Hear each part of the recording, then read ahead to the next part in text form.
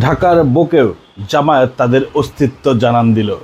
সেইখানে আবার দলটির প্রধান অর্থাৎ জামায়াতের আমির দুইবার অজ্ঞান হয়ে যাওয়ার পরও কি বার্তা দিলেন তিনি। এদিকে কক্সবাজারে এনসিপি নেতারা তাদের ঔদ্ধত্য দেখাতে গিয়ে তোপের মুখে পড়েছে বিএনপি। শুভেচ্ছা নেবেন আমাদের ব্যক্তিগত টেলিভিশনে, আপনাদের সাথে আছি মাইদুর রহমান রুবেল।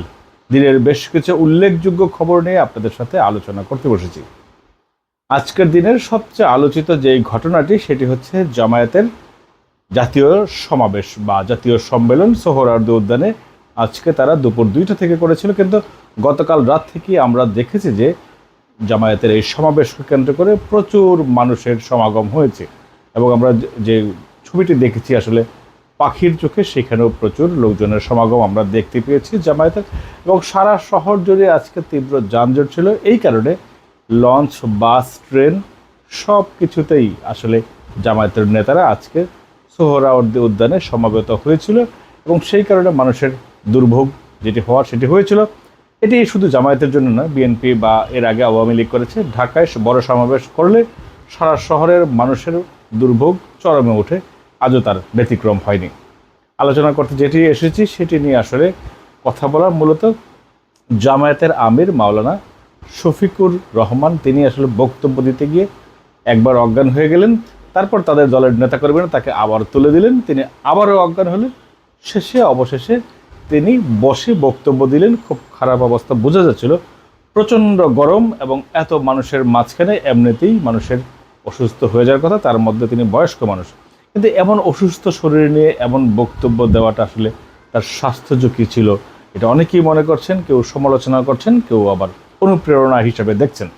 কেউ কেউ মনে করছেন তার স্বাস্থ্য ঝুঁকিটা মারাত্মক ছিল, তার বড় কোনো ধরনের দুর্ঘটনা ঘটতে পারত। বা কেউ কেউ বলছেন যে এই বয়সেও একজন মানুষ রাজনীতির প্রতি, দলের প্রতি কি পরিমাণ ডেডিকেটেড, যেই কারণে তিনি এমন অসুস্থ অবস্থায়ও তিনি বক্তব্য চালিয়ে গেছেন।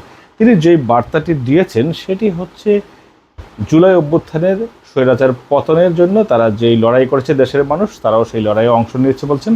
এবং একটি বিতর্ক যেটি নিয়ে হয়েছে, একজন বিতর্কিত নেতাই তিনি বলেছেন যে জামায়াত ইসলামের আমির মূলত 24-এর জুলাই অভ্যুত্থানের মাস্টার মাইন্ড। এই মাস্টার মাইন্ড নিয়েই যত গণ্ডগোলের সূচনা। বিএনপি বলছে যে মাস্টার মাইন্ড তারেক রহমান এবং ডক্টর ইউনূস বিদেশে পরিচয় করে দিয়েছিলেন এই আন্দোলনের মাস্টার মাইন্ড অর্থাৎ মাহফুজ আলমকে। কেউ কেউ তাকে সান্ডা বলেও জানে।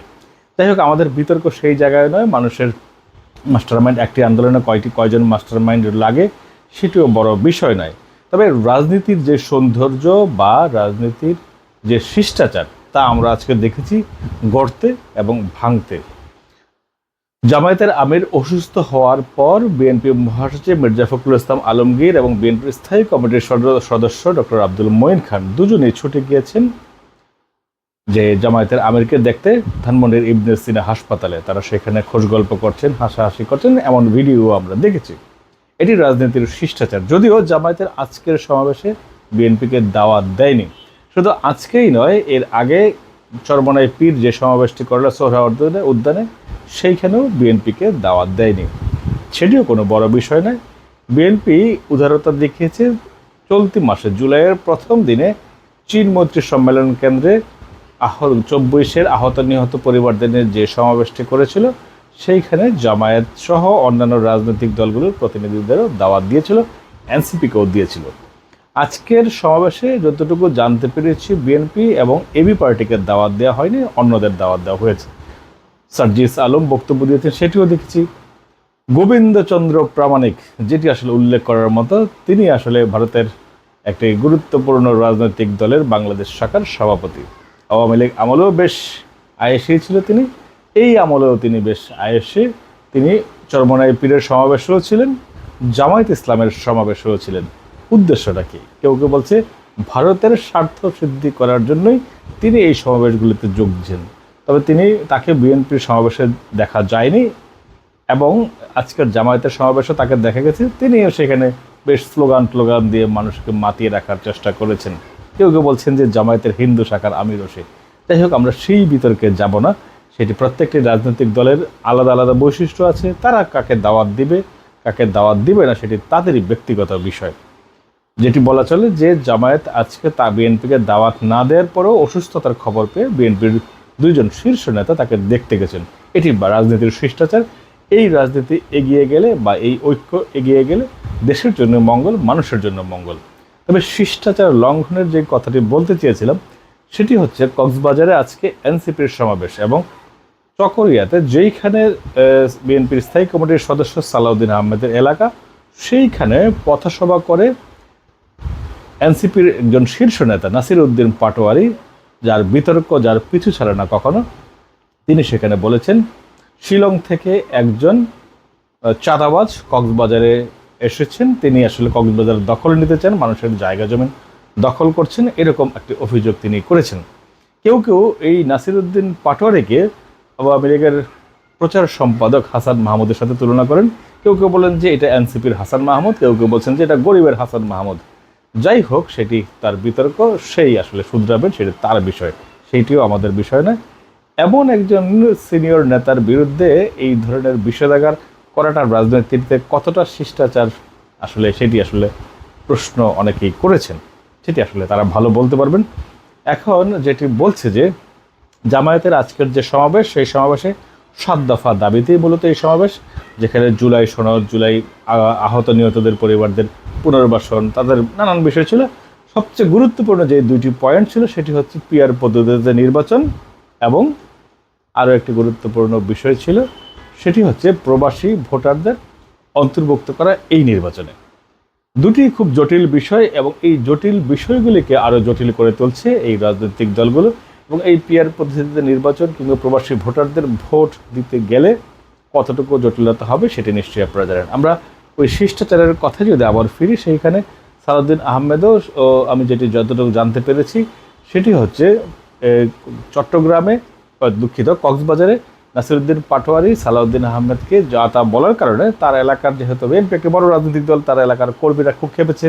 এনসিপির সমাবেশ শেষ করার সাথে সাথে তাদের মঞ্চে আগুন দিয়েছে বোধ হয়, এরকম একটা খবর পাওয়া গেছে, এবং তাদের মোটামুটি ধাওয়া টাওয়ার ঘটনা ঘটেছে।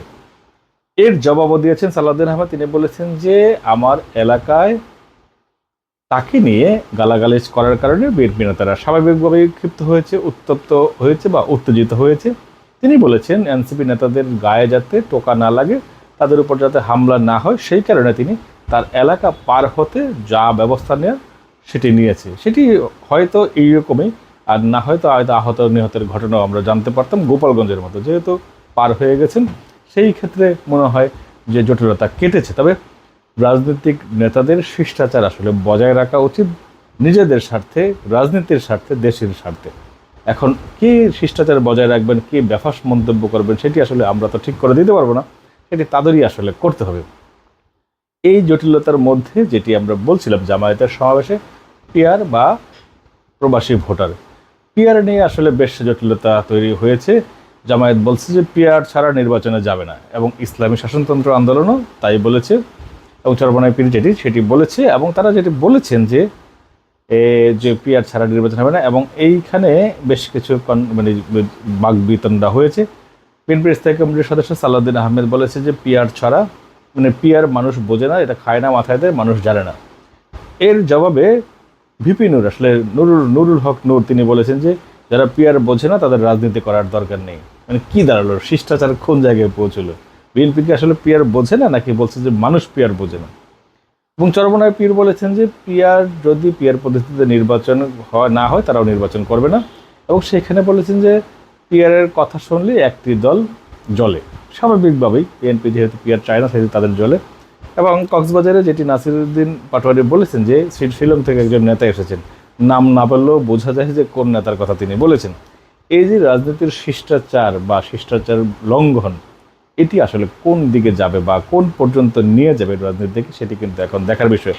এর মধ্যে আজকে একটি যেটি আসার খবর জানিয়েছে প্রধান উপদেষ্টার প্রেস সচিব শফিকুল আলম, তিনি কুমিল্লায় বলেছেন যে যত কথাই বলুক, যে যেইভাবেই বলুক, সরকার যখন নির্বাচনের কথা বলেছে যে সময়, সেই সময় নির্বাচন হবে, এর কোনো ব্যত্যয় ঘটবে না। তবে একটি ধরে নেওয়া যায় যে ফেব্রুয়ারিতে নির্বাচন হচ্ছে, যদিও বিএনপির স্থায়ী কমিটির সদস্য আমির খসরু মাহমুদ চৌধুরী বলেছেন ফেব্রুয়ারিতেই নির্বাচন হতে হবে, এর কোনো বিকল্প নেই। মির্জা ফখরুল ইসলাম আলমগীর বলেছেন যে যারা নির্বাচন চায় না তারা একজোট হচ্ছে, দল পাকাচ্ছে, ষড়যন্ত্র করছে।